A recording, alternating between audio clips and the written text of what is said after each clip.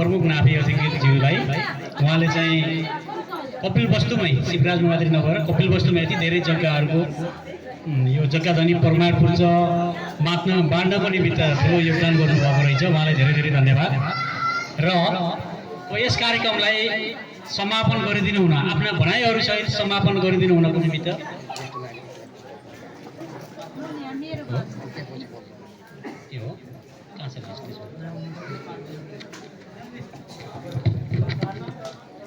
ल ठिक छ। हामी कार्यक्रमलाई समापन गर्नुभन्दा अगाडि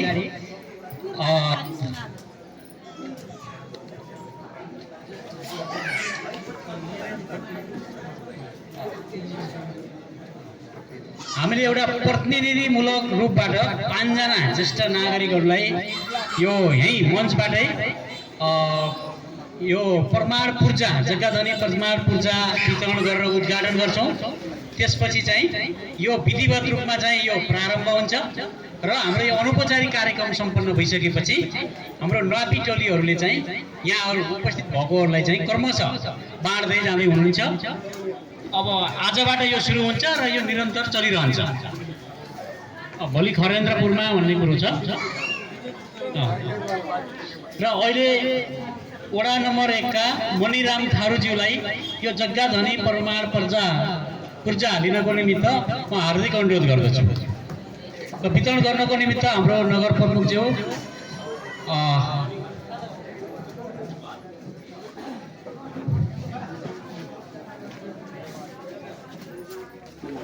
अगाडि जानु सर पनि अगाडि जानु। 1 नम्बर भएको वडाध्यक्षज्यू पनि जानु। वडाध्यक्षज्यू पनि जानु 1 नम्बरको।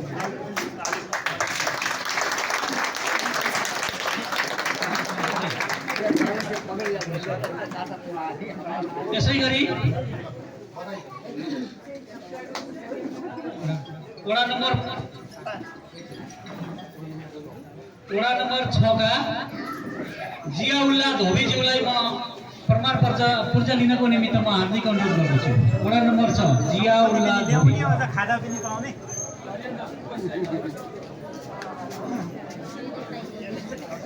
जियाउल्लाह अब हो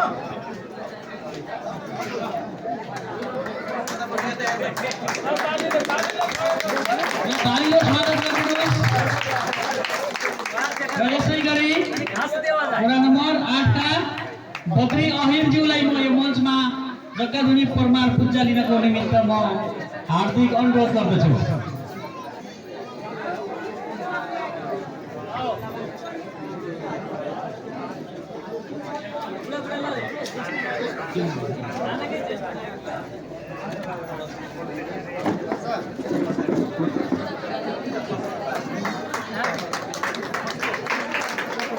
यसै गरी वडा नम्बर 8 कै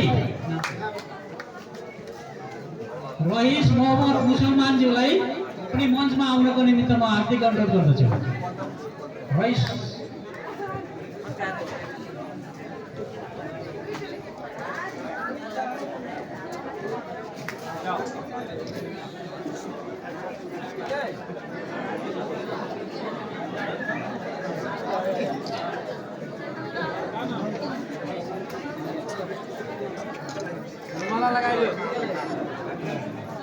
यसै गरी वडा नम्बर 11 का रामकुमार अहिरज्यूलाई यो पूजा लिनको निमित्त म हार्दिक अनुरोध गर्दछु। वडा नम्बर 11 बाट रामकुमार अहिर।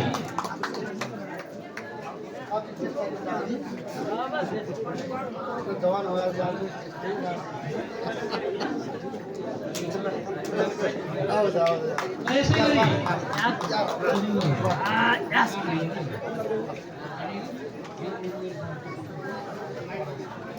वडा नम्बर 8 बाट सुशील कुमार शुक्लज्यूलाई पनि यो मञ्चमा आमन्त्रित गर्दछु। अब हामीसँग 2टा बाँकी छ।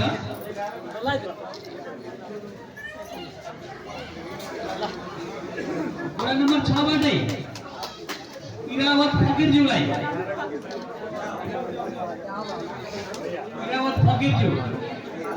सबके मिली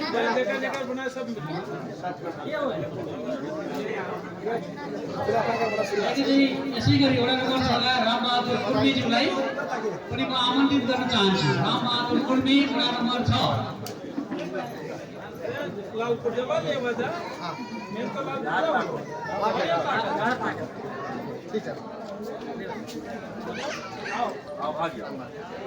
लास्टमा वडा नम्बर 6 कै उर्मिला देवी गुप्ता बनियाज्यूलाई पनि म हार्दिक अनुरोध गर्दछु मञ्चमा आउनको निमित्त।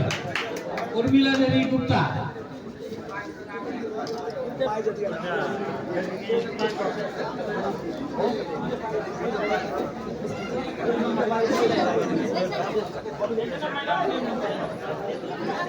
ल उहाँ उर्मिला देवी गुप्ताजी हुनुहुन्छ र जति पनि पूजा पाउनु भएको छ उहाँहरू सबै एकपटक अगाडि मञ्चमा आउनु होला। हामी तपाईँहरूसँग फोटो सेसन गर्न चाहिँ लागिरहेका छौँ र भोलि खरेन्द्रपुरबाट चाहिँ वितरणको कार्यक्रम भोलि र पर्सि वितरणको कार्यक्रम सुरु हुन्छ र चाहिँ जो जसले पूजा पाउनु भएको छ सबैजना अगाडि आइदिनुहोस्। आज चाहिँ यसपछि अब दोस्रो हाम्रो अनौपचारिक कार्यक्रममा यहीँबाट पनि पूजा वितरण हुन्छ। त्यो पूजा पाए गरेर यहाँ आइदिनुहोस् त फोटो खिच्नको लागि।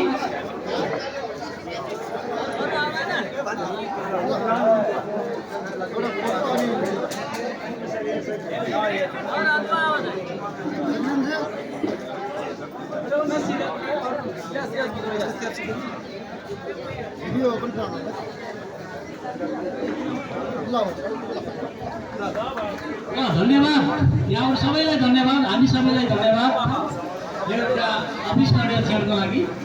र आजको यस कार्यक्रमलाई आफ्ना मन्तव्य चाहिँ समापन गरिदिनको लागि यस कार्यक्रमका सभाध्यक्षज्यूलाई हार्दिक अनुरोध गर्दै म पनि यस कार्यक्रमबाट बिदा हुन चाहन्छु। नमस्कार। धन्यवाद कार्यक्रम सञ्चालक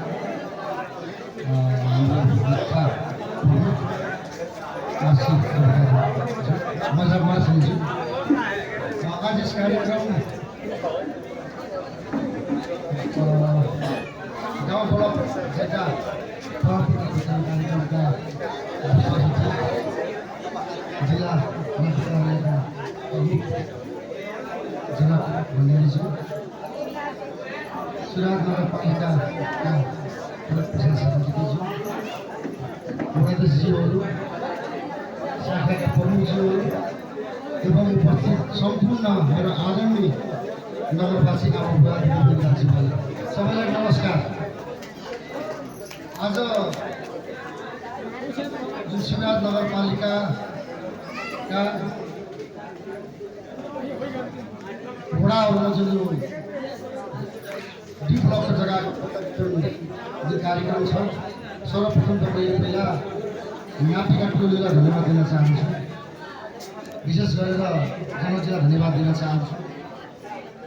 अघि पनि पूर्व वक्ताले भनिसक्नु भएको छ, हाम्रो नगरवासीहरू चाहिँ जीवबल पूजाको लागि पनि तौलिया जानुपर्ने, पटक पटक जानुपर्ने, पैसा पनि धेरै खर्च हुने, समय खर्च हुने, त्यो चिजलाई कसरी समाधान गर्न सकिन्छ भनेर हामीले गरेको पहलमा सहकारी गरिदिनु भएकोमा म नापी टोलीलाई धन्यवाद दिन चाहन्छु। र अहिले 2 नम्बर नापी टोली हाम्रो सुराज वार्ड नम्बर 3 को वडा कार्यालय गाउँमै छ। र अब यहाँ धेरै समय लिन्न मैले, किनकि तपाईँहरूलाई धेरै बोल्न पनि चाहन्न। कसैको छुटफुट भएको छ भने पनि तपाईँहरूले खबर गर्नु होला।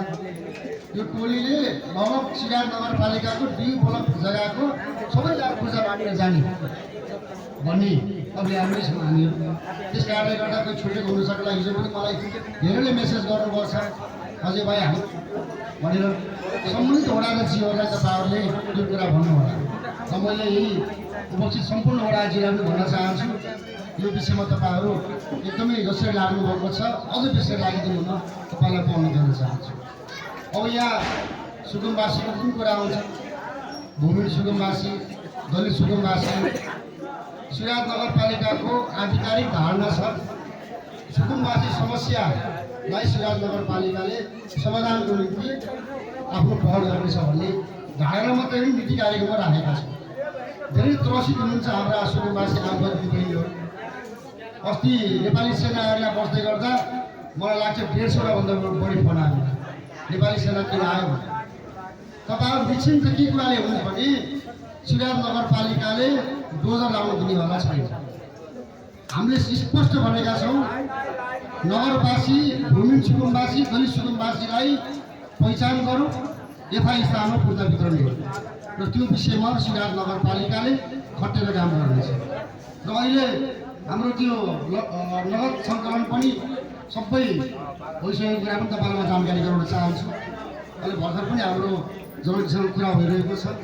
नगरपालिकाले अब के निर्देशन आउँछ, सिडिओजीको अध्यक्षतामा भोलि मिटिङ पनि अझै भएको छैन, हामीले भनिराखेको छौँ।